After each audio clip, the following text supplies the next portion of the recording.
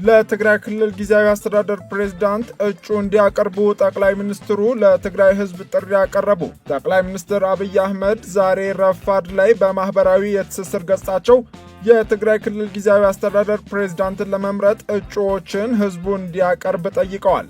በአቶ ጌታቸው ረዳ እየተመራ ለ2 ዓመታት የክልሉን ጊዜያዊ አስተዳደር ኃላፊነት ሲመራ የቆየው ስብስብ በህወሓት የዶክተር ደብረጽዮን ገብረ ሚካኤል ቡድን ፈተናዎች እየገጠሙት እንደሆነ በተደጋጋሚ ሲገልጽ ከሰነበተ በኋላ መጋቢት 4 ቀን 2017 ዓ.ም የጊዜያዊ አስተዳደር ፕሬዝዳንቱ ከክልሉ ወጥተው በአዲስ አበባ መግለጫ ሲሰጡ መታየታቸውን ተከትሎ መፈንቅለ መንግስት ተካሄደባቸው በሚል በርካቶች አስተያየት ሲሰጡ ተደምጧል። ይሁን እንጂ ከጠቅላይ ሚኒስትሩ ጋር ለመወያየት ወደ አዲስ አበባ መምጣታቸውን አቶ ጌታቸው ረዳ በሚገልጹበት ወቅት ራሱን ህወሓት ነኝ የሚለው ስብስብ ህግና ስርዓት ማስከበር ጀምሬያለሁ ሲል የጊዜያዊ አስተዳደሩ ማህተም ነጠቃ ሲል የጠራውን ድርጊት በይፋ አውጇል። መቀሌን ጨምሮ በተለያዩ አካባቢዎች በዶክተር ደብረጽዮን የሚመራው ቡድን የተሾሙ አስተዳደሮችና ከንቲባዎች ወደ ስራ መግባታቸው ሲገለጽም ሰንብቷል። አቶ ጌታቸው ረዳን ይተካሉ ተብሎ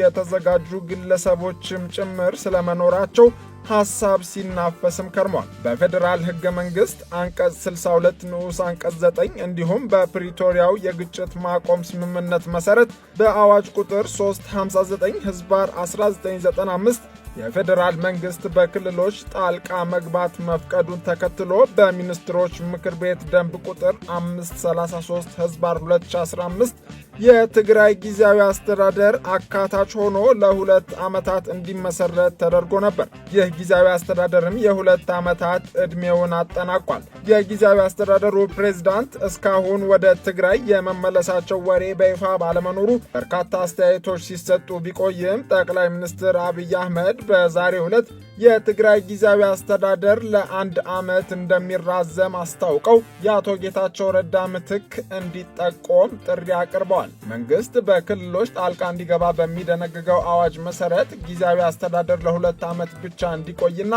አስፈላጊ ሆኖ ከተገኘ ብቻ ከ6 ወራት ላልበለጠ ጊዜ የአስተዳደሩ ዕድሜ እንዲራዘም አዋጁ ፈቃድ ይሰጣል። በኢፌዴሪ ህገ መንግስት አግባብ እንዲሁም በፕሪቶሪያው ስምምነት መሰረት የተዋቀረው ይኸው የትግራይ ጊዜያዊ አስተዳደር የተሰጡትን ተልዕኮች በማጠናቀቅ በምርጫ ለተመሰረተ መንግስት ኃላፊነቱን ማስረከብ ይገባው የነበረ ቢሆንም ተልዕኮቹን በተቀመጠለት ጊዜ ውስጥ ማሳካት አልቻለም ሲሉ ጠቅላይ ሚኒስትር አብይ አህመድ በትግርኛ ቋንቋ ለትግራይ ህዝብ ባሰራጩት መልእክት ገልጸዋል። ለጊዜያዊ አስተዳደሩ ከተሰጡ ቁልፍ ኃላፊነቶች መካከል አንዱ ምርጫ ለማካሄድ የሚያስችል ምቹ ሁኔታ መፍጠርና ማረጋገጥ ቢሆንም ይህንን ማድረግ ባለመቻሉ የጊዜያዊ አስተዳደሩ ዕድሜ ለ1 ዓመት እንዲራዘም ግድ ሆኗል በማለት ጠቅላይ ሚኒስትሩ አስታውቀዋል።